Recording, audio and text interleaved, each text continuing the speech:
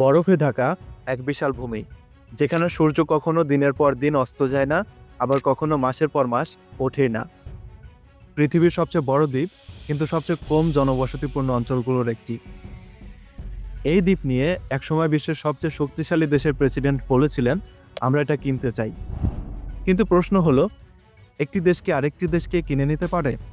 Greenland আসলে কার, আর কেন হঠাৎ করে ডোনাল্ড ট্রাম্পের নজর পড়ল এই বরফে ঢাকা ভূমির উপর? গ্রিনল্যান্ড কোনো স্বাধীন রাষ্ট্র নয়, এটি ডেনমার্কের অধীন একটি স্বায়ত্তশাসিত অঞ্চল। গ্রিনল্যান্ডের রয়েছে নিজস্ব সংসদ, নিজস্ব সরকার, নিজস্ব সাংস্কৃতিক পরিচয়। তবে পররাষ্ট্রনীতি ও প্রতিরক্ষা এখনও ডেনমার্কের হাতে। আজ থেকে প্রায় 4500 বছর আগে ইনুইট জাতিগোষ্ঠীর মানুষ প্রথম এই অঞ্চলে বসবাস শুরু করে।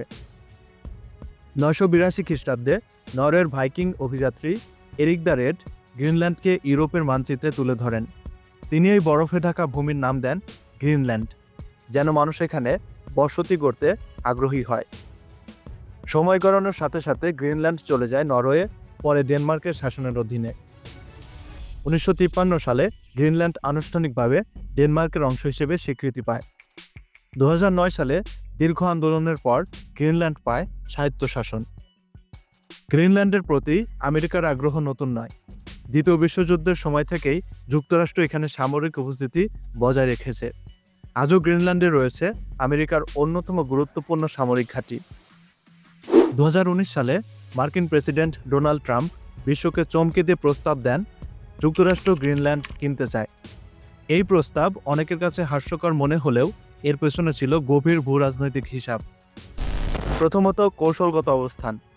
গ্রিনল্যান্ড উত্তর আমেরিকা ও ইউরোপের মাঝখানে অবস্থিত।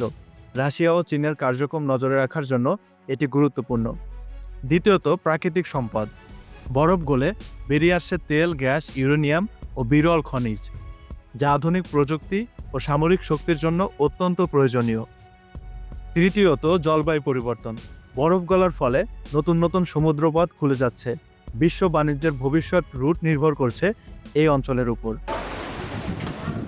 ডোনাল্ড ট্রাম্পের প্রস্তাব ডেনমার্ক ও গ্রিনল্যান্ড উভয়ই প্রত্যাখ্যান করেছে।